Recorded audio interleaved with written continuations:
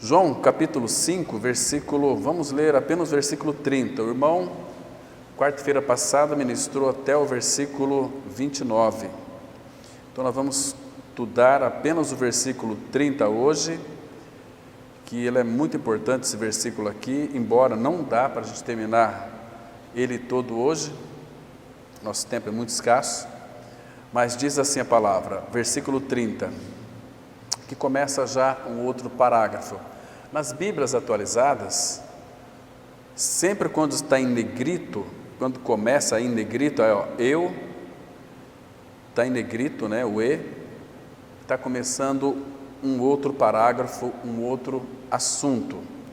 Então, esse versículo aqui, o que antecede ele é a partir do versículo 19 e vai até o 30, até o 29, o 30 começa um outro parágrafo. Então a transição, vocês podem perceber que se você ler o versículo 19, depois a gente vai lê-lo, ele quase que é uma transição, né, desse versículo 19 para o versículo 30, muito interessante.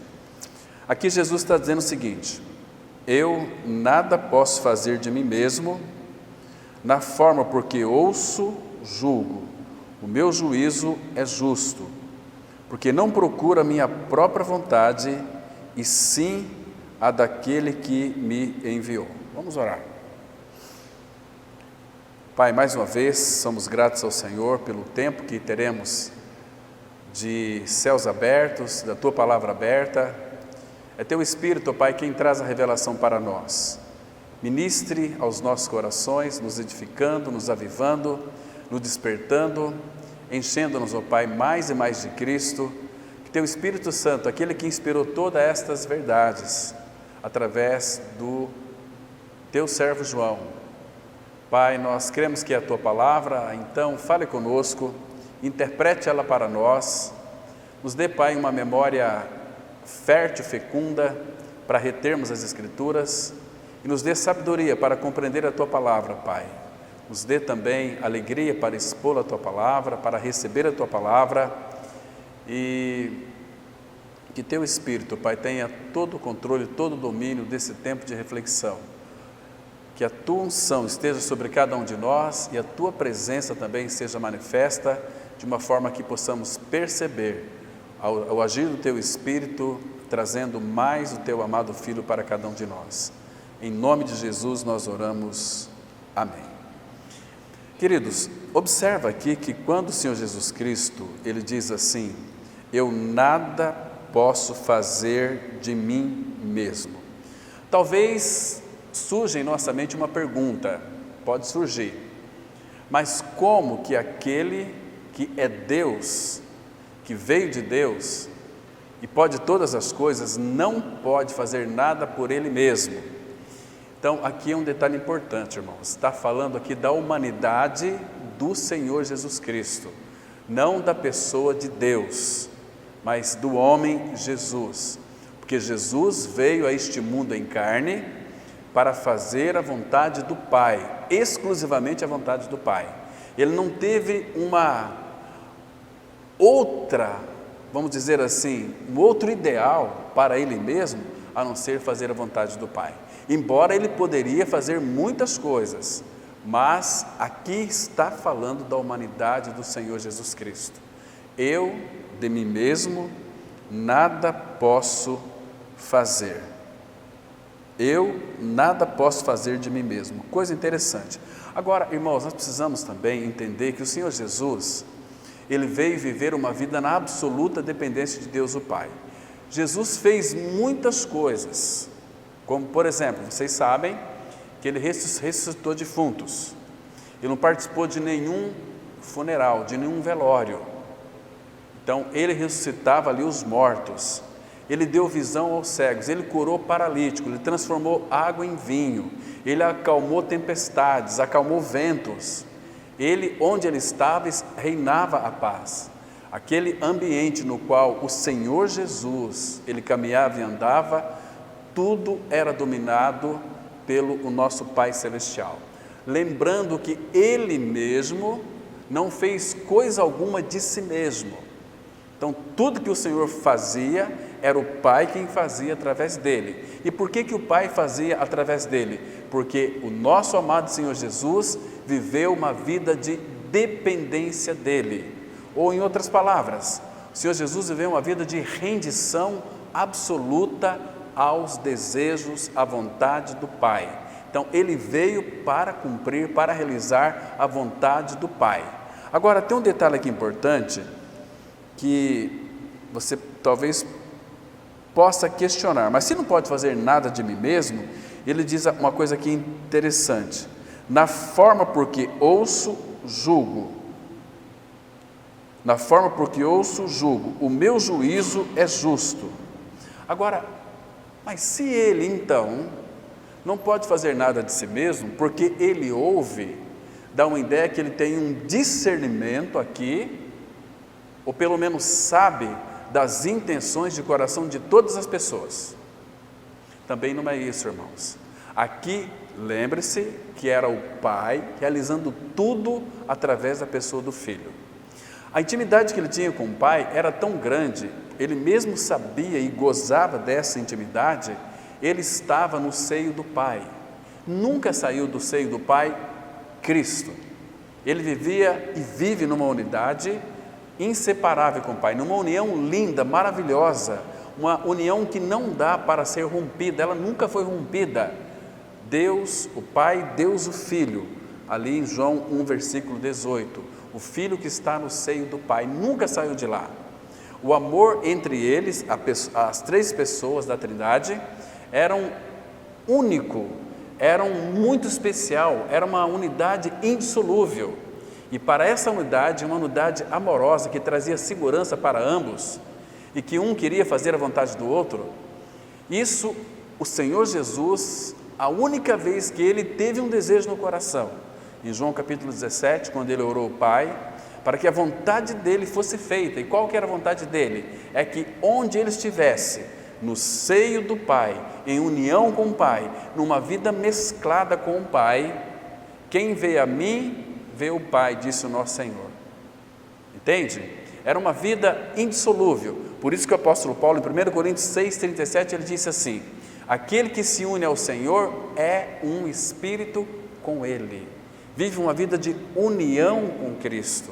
Então nós somos chamados para isso. Então o Filho, o Senhor Jesus orou lá em João 17, para que onde Ele estivesse, que nós também estivéssemos, para contemplar, para ver a realidade da sua glória, para ver o Senhor na sua formosura. Então Ele, o Pai, claro que ouviu esta oração, porque hoje nós temos comunhão com a Trindade, só não tem quem não quer, mas você foi chamado para ter ou participar da comunhão com a Trindade, não ser Deus, mas participar de uma comunhão com a Trindade como filhos amados do Pai. Aqui nessa terra, nós não temos o corpo glorificado ainda, nós estamos sofrendo a força da gravidade, nós estamos sofrendo de doenças, nós sofremos de todos os impactos que o pecado trouxe para este mundo, e isso também nos atinge de uma forma bastante real na nossa vida, no nosso dia a dia. As doenças, os vírus nos pegam, nós podemos desenvolver doenças terríveis que nos levam até a sepultura, mas de uma coisa nós temos certeza, nós temos a plena convicção de uma esperança que é viva, que é eficaz, que habita em nós, na qual nós já estamos pela fé, assentado com Cristo nos lugares celestiais. Então, por isso que a igreja de Deus, ela é um mistério maravilhoso, e ninguém vai conhecer o que é a igreja de Cristo se verdadeiramente não estiver numa união com o Senhor Jesus, porque quando cremos que morremos com Ele, a nossa vida está escondida, oculta com Cristo em Deus. E se está oculta, não é visível a todas as pessoas religiosas, é para quem é filho. E quando nós ganhamos uma experiência real de regeneração, de morte com Cristo, porque sem a nossa morte com Cristo, não há possibilidade de vivermos um cristianismo verdadeiro, autêntico, real. Quando nós não participamos dessa experiência, o nosso cristianismo não é o verdadeiro, é o cristianismo da religião, É o cristianismo onde muitos que não ganharam essa experiência, a tendência natural, e a vida natural realmente ela é desanimadora, as pessoas ficam desanimadas, então elas não consideram o Senhor, então tudo entra no lugar de Cristo, porque a nossa vida, a vida do homem aqui na face da terra, ela não suporta o vácuo, não suporta a solidão, então tem que algo estar preenchendo aquele buraco, aquele oco eterno que está dentro do homem, que somente a pessoa de Cristo vai preencher. Então o homem busca satisfação em muitas coisas, na bebida, na droga, no sexo e por aí vai, entende? Mas isso não satisfaz o homem. O que satisfaz o homem, talvez ainda que seja um atributo de Deus, como nós lemos no Salmos 90, verso 14: sacia-nos de manhã com a tua benignidade, para que cantemos e nos alegremos todos os nossos dias. Observem bem, que apenas um atributo de Deus o Pai, benignidade, é suficiente para nos alegrar e cantar todos os nossos dias aqui na face da terra. Mas, irmãos, graças ao Senhor, que nós não recebemos apenas um atributo dele, nós recebemos o próprio Deus que é a realidade de todos os seus atributos, porque tudo Deus colocou em Cristo, e Cristo é a expressão exata do ser de Deus. Hebreus 1, verso 3.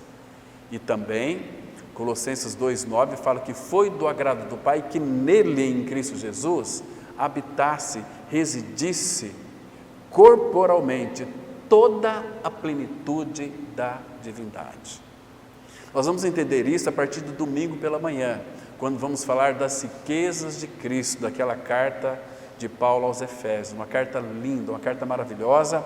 Hoje estava considerando diante do Senhor que nós havíamos proposto falar todas as segundas da carta de Efésios, que nós vamos fazer também, mas temos que fazer de uma forma comunitária e para que outros irmãos em outras localidades também possam desfrutar dessas riquezas que eles já têm em Cristo Jesus, como diz Colossenses 2, versículo 3, que em Cristo habita, ou nele está, todos os tesouros da sabedoria e do conhecimento. Paulo fala em Romanos 11, verso 33, ó profundidade da riqueza, tanto da sabedoria como do conhecimento de Deus. São ali sabedoria, conhecimentos e caminhos insondáveis, inescrutáveis. Há uma vida de profunda riqueza que nós já temos em Cristo Jesus. Para nós desfrutarmos dela, precisamos que o Espírito revele para nós, interprete para nós, para que nesses dias do fim, irmãos, nós não venhamos a temer nada e nem ninguém, porque é tempo de nós buscarmos a Deus, mas Ele já não é a nossa vida, o Pai não é o nosso Pai, Cristo não é a nossa vida, a nossa salvação, nosso Senhor, o Espírito Santo é o Espírito de habitação, de testemunho, de liderança. Sim, tudo isso nós já temos, irmãos, mas precisamos descobrir as riquezas que há na pessoa de Cristo, as riquezas que o Pai depositou na pessoa do Filho, porque tudo que Ele conquistou, quando Ele foi exaltado à destra do Pai, Ele recebeu domínio, poder, autoridade, recebeu uma série de coisas, mas Ele concedeu, segundo Daniel capítulo 7, aos filhos do Altíssimo.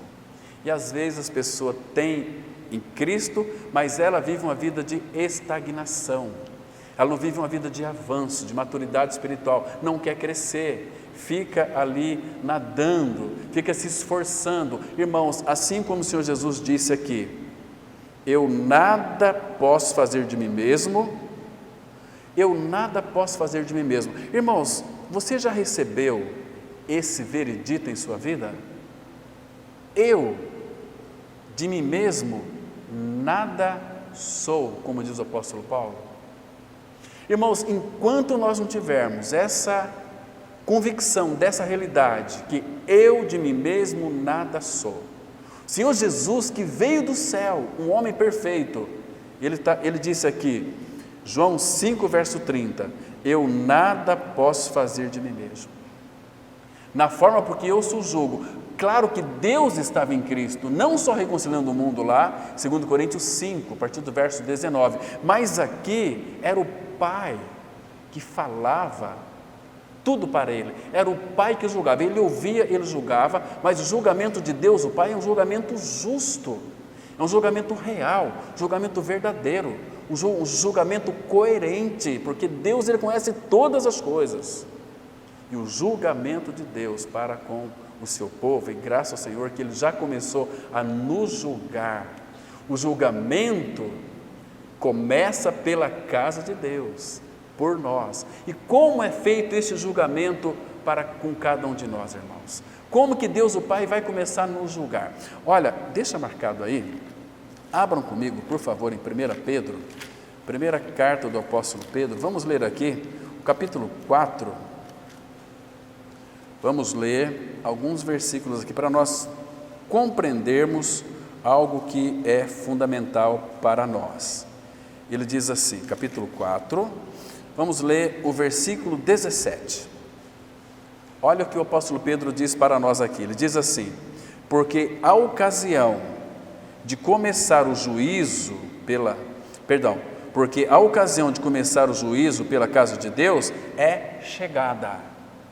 Então, irmãos, há 2000 anos atrás, Deus o Pai já começou a julgar a sua igreja. E a gente vai ver como é este julgamento aqui.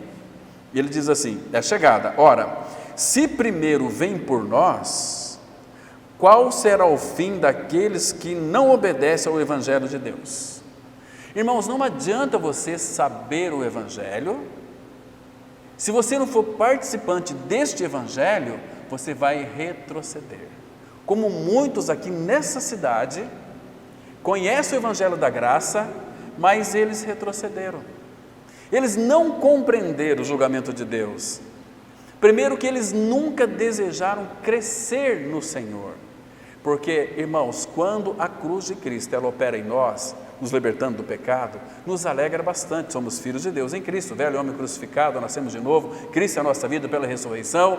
Agora, irmãos, o Pai começa uma boa obra em nós, de formar o seu Filho em nós, de fazer com que a gente cresça, mas Deus, o Pai, não vai formar a pessoa de Cristo em nós, se nós não desejarmos crescermos nele, se nós não desejarmos um crescimento à maturidade espiritual, nós vamos retroceder automaticamente, porque quem não avança, retrocede. Na vida cristã não há vida estática, parada, estou aqui, eu vou ficar, por exemplo, as pessoas estão fazendo a faculdade, de repente ela tranca, o ano que vem volta no mesmo estágio. No reino de Deus, na vida espiritual, não é assim. Se você não está avançando, buscando um entendimento do Senhor, para crescer nele, primeiro, você não vai crescer, você não vai avançar, você vai não ficar estagnado, você vai retroceder, porque aí vai ter uma coisa chamada desânimo. Tem muita gente desanimada, frustrada, entende? E vai falar para elas. Recentemente, uma irmã veio falar comigo sobre que visitou uma pessoa, que essa pessoa conhece a mensagem da cruz e que não está congregando, e porque sabe onde encontrar a verdade da palavra, por que não congrega? Estão desanimadas, sua própria vida foi frustrada, entende, irmãos?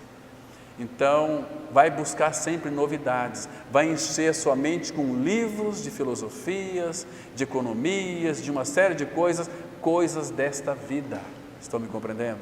Então, o Senhor foi deixado de lado, infelizmente, estão totalmente estáticos, engessados, não vai nem para frente nem para trás. Então, as águas deste mundo, o curso deste mundo estão levando eles.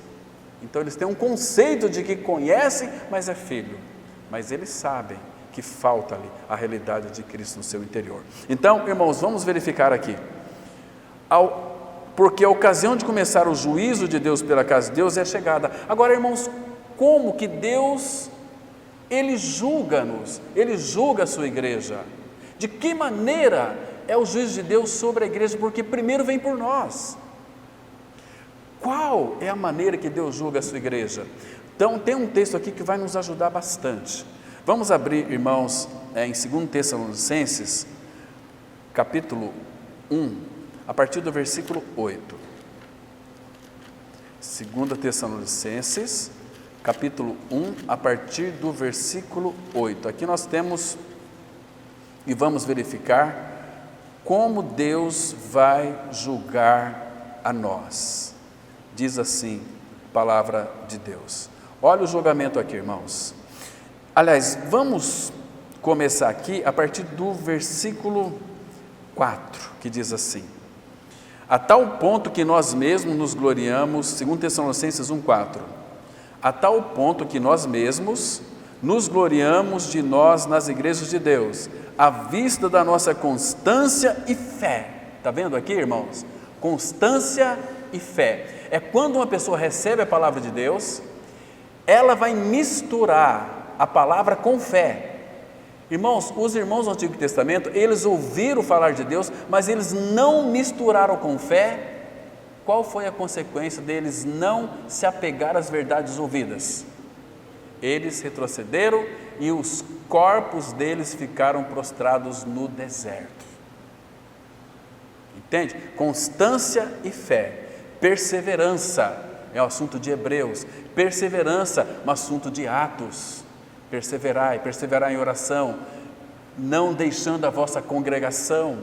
Quando nós não fazemos conta disso, vem um retrocesso, irmãos, e o dia de nós nos encontrarmos com o Senhor está se aproximando. As pessoas estão dormindo, é hora de despertar do sono, porque já vai alta noite e vem chegando o dia. Deixamos as obras das trevas. O que são as obras das trevas? Das noitadas? Não, irmãos. Obras das trevas está relacionada a nós inverter os valores, de amar mais a criatura do que o Criador, de nos importar mais com a coisa deste mundo. Este mundo é trevas e não para com o Senhor. Tem pessoas, irmãos, que infelizmente nem tem prazer em participar da mesa do Senhor, o momento mais sublime, mais lindo da igreja, de céu na terra. Ele prepara a mesa para nós, mas outras coisas ocupam o nosso lugar, de participar da mesa do Senhor. Irmãos, isso é uma loucura. Um dia, muitos, quando estiver diante do Senhor Jesus, colocarão a mão na sua cabeça e vai dizer: meu Deus, que loucura foi a minha! Onde que eu estava com a cabeça? Então, queridos, hoje é tempo desse despertamento. Deixe as obras das trevas, revista das obras da luz, onde o Senhor, o Cristo da luz, Ele está envolvido. E aqui ele continua dizendo o seguinte: constância e fé em todas as vossas perseguições e nas tribulações que suportais.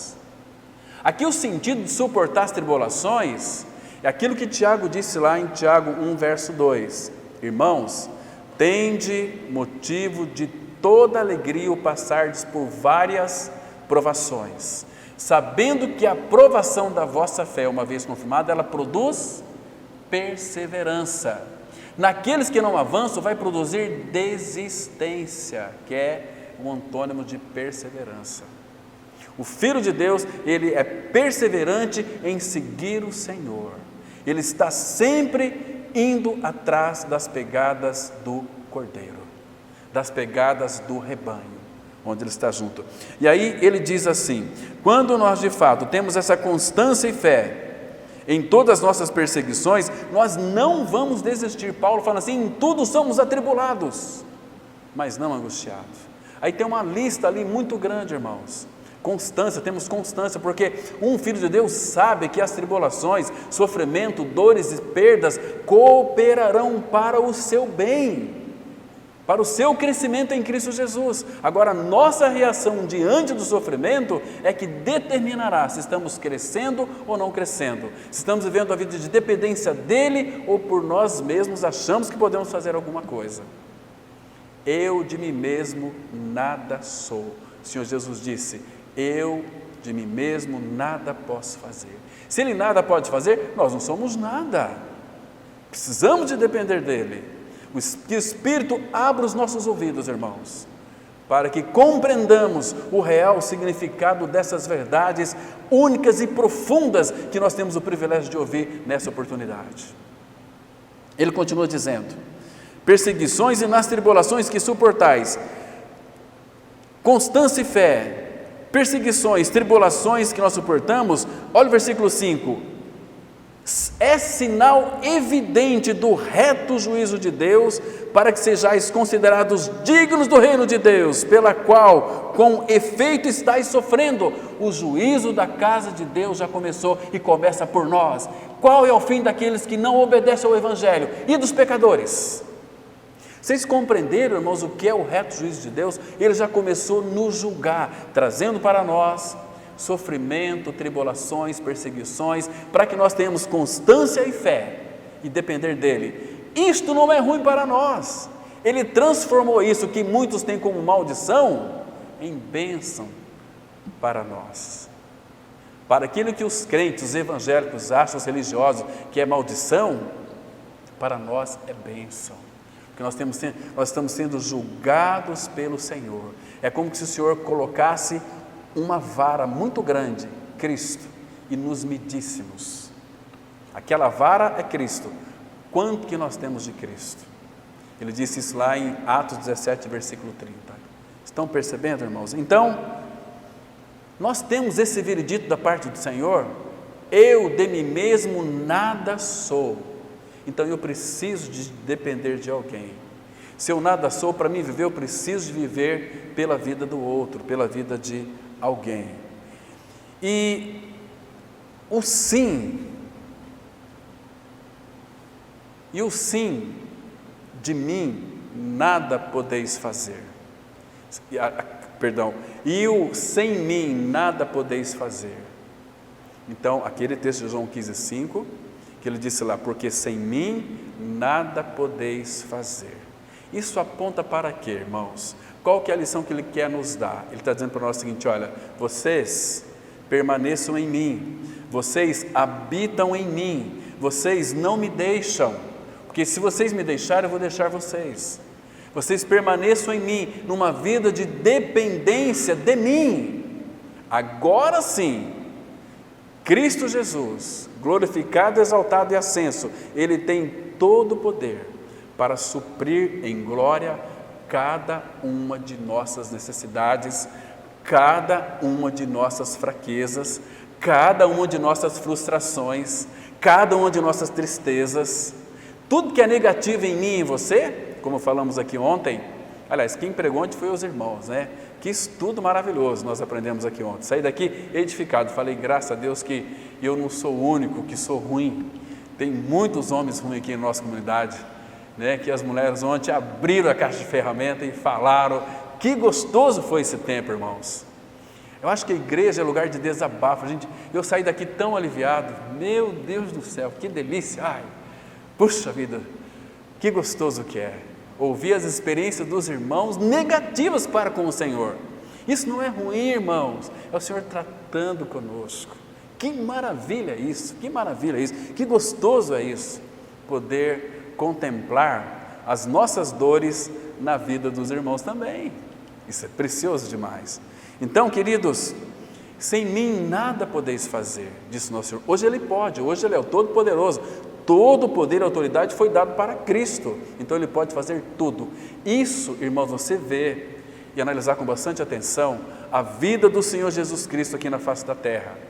Ele foi tentado em todas as coisas, Ele foi provado em todas as coisas, então Ele é poderoso para socorrer os que são tentados. Entende? Isso aqui é muito interessante. Agora, mas com Cristo, eu e você, nós tudo podemos fazer. Eu de mim mesmo nada posso fazer. Significa que Jesus não era capaz de fazer nada sozinho, mas apenas com a ajuda da outra pessoa. E quem que era essa outra pessoa? Era seu Deus e Pai, o Pai Celestial que habita a eternidade, o Deus onipotente que Jesus chamava de Pai. Vamos ver aqui em João capítulo 5, versículo 19, né? João 5, verso 19. Aqui o 19 e o versículo 30, esse parágrafo vai até o versículo 29, mas no 30 já tem uma transição, então parece que ele está... Agora, olha o que ele disse aqui, Jesus, em João 5, verso 19. Então lhe falou Jesus: em verdade vos digo que o Filho nada pode fazer de si mesmo, senão somente aquilo que vir fazer o Pai, porque tudo que este fazer, o Filho também semelhantemente o faz. Ele faz na dependência do Pai. Tudo que ele falou era a expressão do coração do Pai.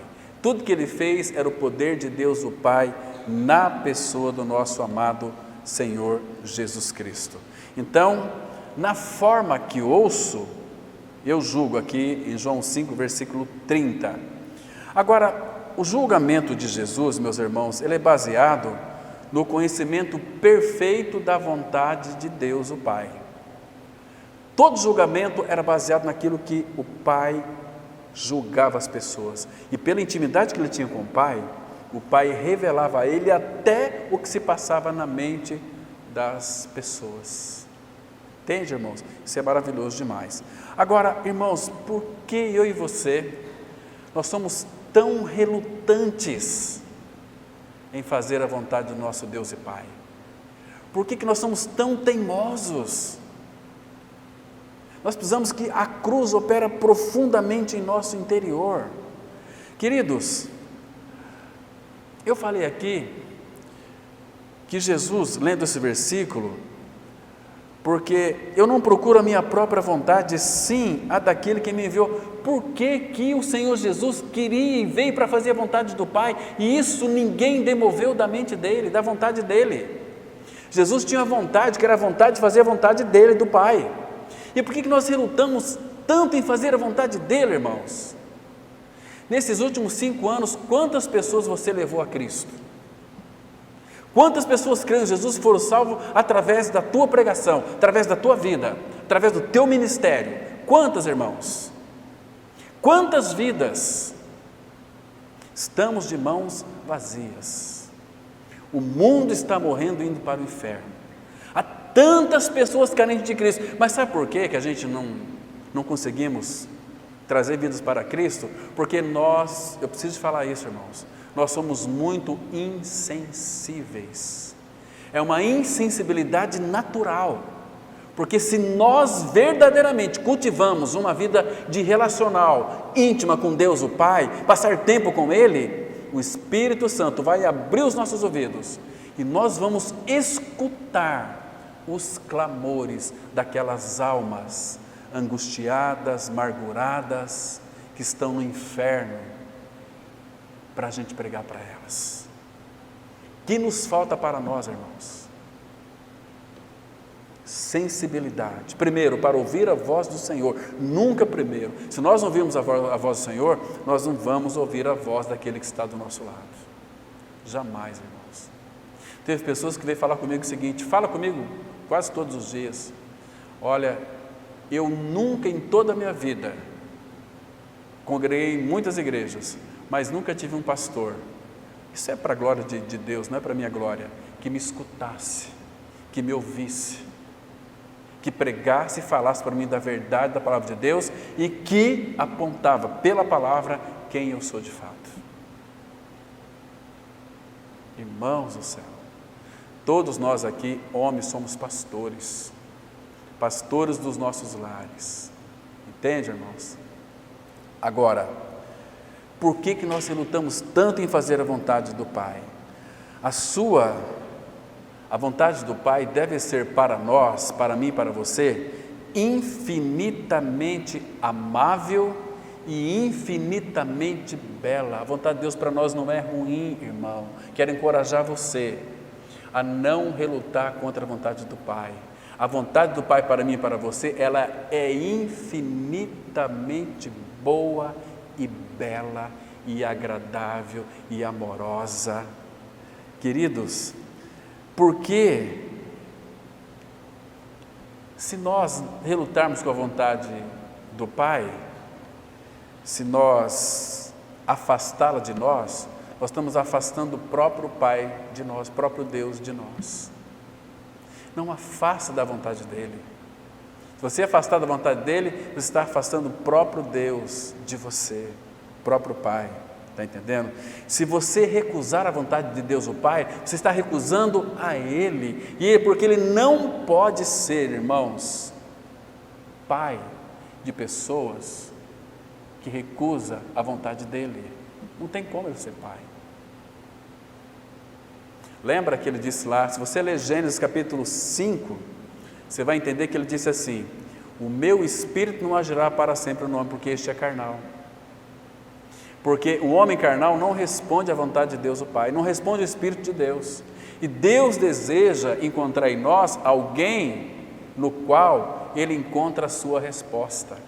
Ele tem encontrado em nós respostas para Ele? Então, o Espírito não pode agir, irmãos, em pessoas que de fato são carnais. Pessoas que fazem a sua própria vontade, seus próprios desejos, seus próprios gostos. E se der, eu vou ser cristão. Se der, eu vou ter tempo para reunir com meus irmãos. Não estou fazendo que nenhum julgamento e nenhuma crítica, mas falando com muito amor e carinho no meu coração. Não recusem a vontade dEle, porque, irmãos, não fique relutando, mas renda-se à vontade dEle. Primeiro, como diz o apóstolo Paulo, em Efésios 5, versículo 17, ele diz assim: não sejais insensatos, tolos, mas procurai compreender qual é a vontade de Deus. Procurai pela palavra, pela oração. Peça ao Senhor que Ele vai revelar as verdades da vontade dEle na minha e na sua vida. Porque, irmãos, Cristo como mediador, Ele fez a vontade do Pai e também fez a sua própria vontade, pois a vontade de Cristo, de Jesus, era a mesma vontade do Pai. Quando Ele dizia assim, eu não vim fazer a minha vontade, mas a vontade daquele que me enviou.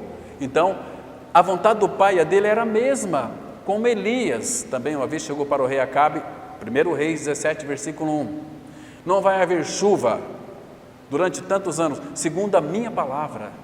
Mas Elias parece tão arrogante ali, né?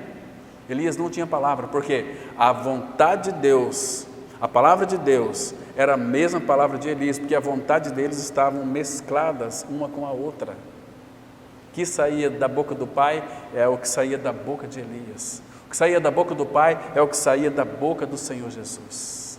Era a vontade dele. E Jesus, ele desfrutava da vontade dele. Mas para isso, irmãos, nós temos que operar a cruz em nós e termos uma mente renovada. Não vos conformeis com este mundo, lembra? E o versículo de Romanos 12, versículo 2, abram lá comigo, vamos ler esse texto. Romanos 12, versículo 2. Aqui, irmãos, nos chama muito a nossa atenção, para vocês perceberem que a vontade do Pai, ela é tão perfeita, tão graciosa. Diz assim, Romanos 12, versículo 2, e não vos conformeis com este século, ou seja, não se amoldem a este mundo. Este mundo tem um curso, este mundo leva-nos à perdição, mas transformai-vos pela renovação da vossa mente, para que experimenteis qual seja a boa. Então a vontade de Deus, o Pai, é boa, é agradável e perfeita vontade de Deus. A vontade dele não é ruim. Como é que tem tantas pessoas recusando a vontade dele? Sendo que a vontade dele, por isso que Cristo queria fazer a vontade do Pai, porque a vontade do Pai, o Senhor Jesus sabia que era boa, agradável e perfeita. Bonita, bela, genuína, magnífica. Era uma vontade maravilhosa. Então, queridos, o desejo apaixonado do coração do Senhor Jesus Cristo era fazer a vontade do Pai. Vamos dar uma olhada em João capítulo 6, verso 38, que versículo maravilhoso nós temos aqui. João 6, verso 38. Irmãos, como o Senhor Jesus amava fazer a vontade do Pai. Ele nunca relutou, nunca recusou, porque ele sabia o que era a vontade do Pai. Nós já tivemos aqui a revelação da palavra, que ela é boa, agradável e perfeita. Mas se nós tivermos uma mente renovada, como que vamos experimentar a vontade dele? João 6,38 diz assim, olha, presta atenção, Jesus dizendo, porque eu desci do céu, não para fazer a minha própria vontade, e sim a vontade daquele que me enviou. Que coisa linda, irmão. Esse é o nosso Senhor, porque Ele sabia, Ele conhece quem é o Pai, então Ele veio trazer a revelação do Pai para nós. Eu e o Pai somos um. As palavras que eu digo, disse o nosso Senhor, não mas digo de mim mesmo, mas o Pai que está em mim, me tem prescrito o que eu tenho que falar. Entende, irmãos? Que coisa mais preciosa. E João escrevia esses textos com seu coração aceso, inflamado pelo Espírito Santo. Lá na ilha de Patmos, com 90 anos, o Espírito trouxe à memória de João tudo aquilo que ele vivenciou com o Senhor Jesus Cristo. Então tem pessoas que ficam pensando assim, quando tiver com 90 anos vou estar gagá. Não vai estar gagá. Estivemos aqui na casa da nossa irmã na segunda-feira, no estudo, onde a igreja se reuniu, 92 anos. Que mulher sóbria. Eu fui a semana anterior visitá-la, e a mulher sóbria, não usa óculos, os ouvidos bem acurados, mas por quê? Uma vida de meditação ao Senhor, leitura da palavra e sempre confiando que Ele é poderoso para sustê-la. Você percebeu que ela não tem muita ruga? Ela é bonita, papo legal, ela é uma menina aquela mulher, de 92 anos. Que preciosidade é essa, irmãos? Mas não é uma mulher que se preocupa com coisas, mas depende do Senhor. Entende? Isso é precioso demais. Então, amados, a vontade dele é tão perfeita, tão maravilhosa, tão graciosa. E se nós desejamos fazer a vontade dele, nós vamos conhecer a respeito dos seus ensinamentos. Está aqui bem pertinho, olha aqui, João 7, versículo 17. Irmãos, presta atenção aqui. Mas como que eu posso fazer a vontade de Deus o Pai? Então está aqui uma receita para você, perscrutar dentro das Escrituras Sagradas. Presta atenção. Jesus está dizendo, ele já fala no 16, respondeu-lhe Jesus, porque ali os judeus, ficavam maravilhados, encantados com os ensinos de Jesus e diziam, entre eles, como este sabe letras sem ter estudado? Respondeu-lhe Jesus no verso 16, o meu ensino não é meu, e sim daquele que me enviou. Ou seja, estou aprendendo constantemente dele, o Jesus humano.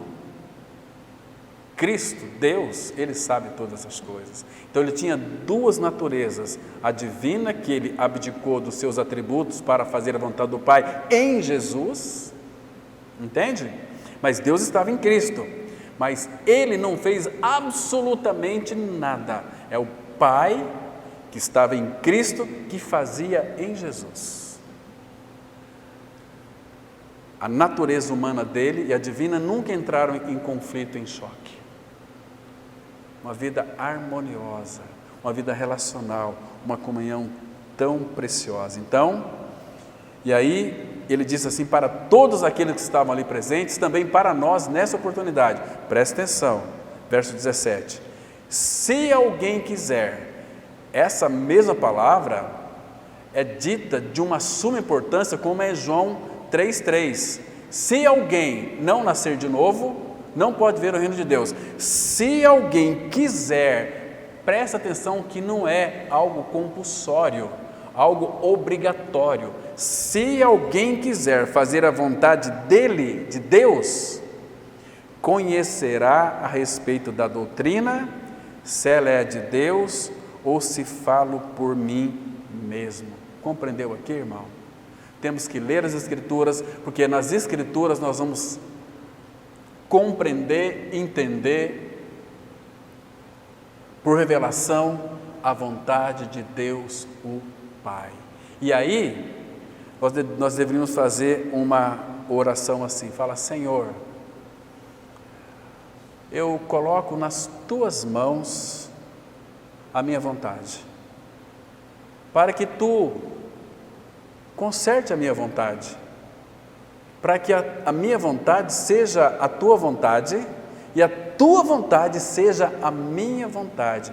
Aí nós vamos ter um metanoia diário, um arrependimento diário, segundo a vontade do nosso Deus e Pai. É maravilhoso, irmãos, demais isso para cada um de nós. Estão me compreendendo? Então, ao descer ao nosso mundo, Jesus ele se apropriou das palavras de Davi com um significado, vamos dizer assim, que jamais Davi poderia ter colocado. Sabe como é que foi? Vamos abrir no Salmo 40, Salmos 40, vamos ler os versículos 7 e 8.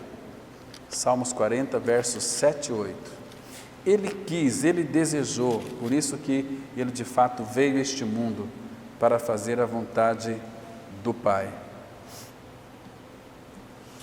Então, queridos, quando eu e você, nós desejamos a vontade dEle, pode ter certeza que você e eu, nós viremos a nos deliciar na vontade dEle, porque a vontade dEle é boa, agradável e perfeita.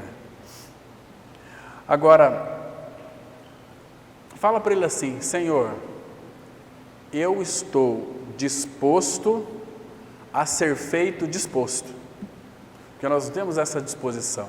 Senhor, eu estou disposto a ser feito disposto a cumprir a sua vontade, a fazer a tua vontade. Então nós já temos o Espírito Santo, que vai nos habilitar a tudo isso, mas o Espírito não vai agir enquanto encontra em nós relutância, resistência. Não, eu sei fazer, eu faço e assim, etc. Não, vamos depender do Senhor, irmãos. Então Jesus disse assim, aliás, Davi disse, mas Davi nunca sabia que ele estava sendo inspirado pelo Espírito. Versículo 7, essa aqui é Davi escrevendo, mas é a voz de Cristo. Então eu disse, eis aqui estou, no rolo do livro está escrito a meu respeito, agrada-me. Essa palavra aqui, agrada-me, no hebraico ela é muito interessante. O meu maior prazer, o meu é como se fosse uma comida muito especial. O meu maior prazer, agrada-me fazer a tua vontade, ó Deus meu. Dentro do meu coração está a tua lei. Porque aqui, dentro do coração dele estava a lei. Porque Cristo é a palavra de Deus. Tudo aquilo que saiu da boca de Deus era a expressão do verbo. Agora, para nós, em que sentido essa lei vem morar dentro de nós, quando cremos no Senhor? Atos 2, estavam todos reunidos, de repente houve um som, um vento impetuoso e o Espírito pousou sobre cada um deles.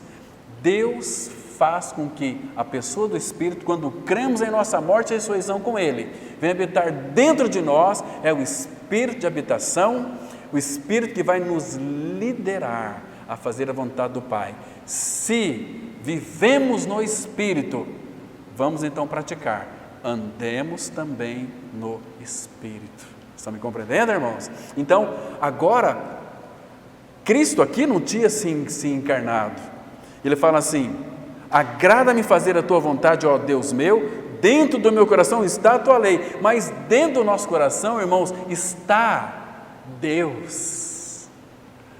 Deus habita em nós. Tudo que precisamos, irmãos, está em nós. Paulo escrevendo aquela carta, 1 Coríntios, aquela igreja carnal, dizendo para eles, para vocês não falta dom nenhum, em tudo vocês foram enriquecidos nele. Assunto de Efésios, em tudo fomos enriquecidos nele. Vamos ver, irmãos, a partir do domingo pela manhã, essas riquezas, começando pelas bênçãos. 1 versículo 3, nós fizemos a introdução na casa da irmã Martinha sobre Efésios 1 e 2, né? Não deu para concluir tudo ainda, mas vamos já avançar no versículo 3, para que a igreja possa perceber o que ela já tem em Cristo Jesus. Então, deste modo, irmãos, não há nenhuma dificuldade em cumprir a vontade dele, entende? Porque, irmãos, Fazer a vontade dele é uma coisa que Deus exige, é obedecer os seus mandamentos. Vocês se lembram que está escrito lá em João 14, 23? Lembra lá? Aquele que me ama, guardará o quê? Fala mais alto. Os meus mandamentos. Meu Pai o amará, e viremos para Ele e faremos nele morada. Mas nós morremos com Cristo, Cristo é a nossa vida. Vivo não mais eu, mas Cristo vive em mim. Irmãos, o apóstolo João, ele diz assim, é como que, vamos abrir lá no capítulo 5, aquele versículo, tão precioso que os mandamentos dele não são penosos. Veja aqui, irmãos, que coisa mais interessante. 1 João, capítulo 5, versículo 3. Muito interessante esse versículo aqui, que diz assim, olha só, 1 João 5, verso 3. Porque este é o amor de Deus, que guardemos os seus mandamentos. Ora, os seus mandamentos não são penosos. Seus mandamentos aqui também envolve a questão da vontade dele. Por que não é penoso? Era penoso se eu tivesse que cumprir a risca. Mas, irmãos, nós temos um espírito de habilitação morando dentro de nós. Então, não há desculpa para nós, irmãos. O espírito de poder que habita em nós, poder para testemunharmos, poder para fazer a vontade do Pai, tudo está nessa pessoa, espírito de liderança. Então, como nós podemos ser relutantes à vontade do Pai? E a vontade de Deus não é ruim, não, ela é muito boa, ela é agradável, perfeita, ela é bela, é deliciosa, ela é magnífica, ela é extraordinária, ela é majestosa. A vontade dele é perfeita, é linda, é graciosa. Puxa vida, irmãos, como nós somos relutantes em ouvir a voz dele e fazer a vontade dele. Então, queridos, tinha muitas coisas para nós tratarmos aqui sobre essa questão da vontade do Pai, mas eu quero que os irmãos abram, vamos citar aqui o último versículo, prometo, capítulo 6, versículo 39 de João. Quero mostrar que a vontade de Deus, ela pode levar você ao Getsemane, mas o caminho para a aurora da Páscoa está lá. Estão me compreendendo, irmãos? Então, não há outro caminho e não há perigo de você se perder na vontade do Pai. João capítulo 6, verso 39 diz assim, presta atenção, agora aqui, por que a vontade dele é tão perfeita? Porque a vontade do Pai era ter muitos filhos que parecessem com seu filho. E a obra na cruz em Cristo, segundo a vontade do Pai, tinha que ser perfeita. Por isso também pode salvar perfeitamente os que por ele, Jesus, se chegam a Deus, vivendo sempre para interceder por eles. Olha aqui no versículo 6 de João, versículo 39. E a vontade de quem me enviou é esta, que nenhum eu perca de todos os que me deu. Pelo contrário, eu ressuscitarei no último dia. Você entendeu aqui? Não importa que tipo de dificuldade você vai passar. Se você é uma pessoa que é perseverante em seguir o Senhor, você não está perdido. Porque Jesus diz, e a vontade de quem me enviou é esta, que nenhum eu perca de todos os que me deu. Pelo contrário, eu o ressuscitarei no último dia. E aí ele diz no 40, de fato, a vontade de meu Pai é que todo homem que vir o Filho e nele crer, tenha a vida eterna, e eu o ressuscitarei no último dia. Nós não vamos se perder no caminho, porque nós estamos em Cristo e Ele é o caminho. Vamos passar por situações difíceis, por Getsemane, por um monte de coisas, mas nós não vamos nos perder, porque esta é a vontade do Pai. Jesus disse, eu de mim mesmo nada posso fazer. Ei, coisa linda, Jesus Cristo é precioso. Amém, vamos ter uma palavra de oração. Pai, graças te damos mais uma vez, por esse tempo tão, Pai, precioso, tão gostoso, onde nós pudemos abrir as Escrituras, estudar algo mais da pessoa e da obra de Cristo, da Tua vontade, Pai, que tem sido revelado aos nossos corações.